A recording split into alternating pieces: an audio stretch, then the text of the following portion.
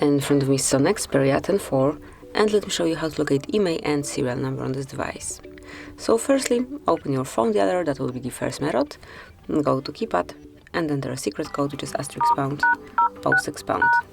And here you've got device information, and as you can see, it includes both serial and Imei numbers. To exit this panel, tap on OK, and now if somehow this code is not working, you can also reach both numbers via settings. So let's open the settings and first go to About Phone, and now scroll a bit lower. And here we've got model, not model, but Imei numbers, and under model you will find serial number.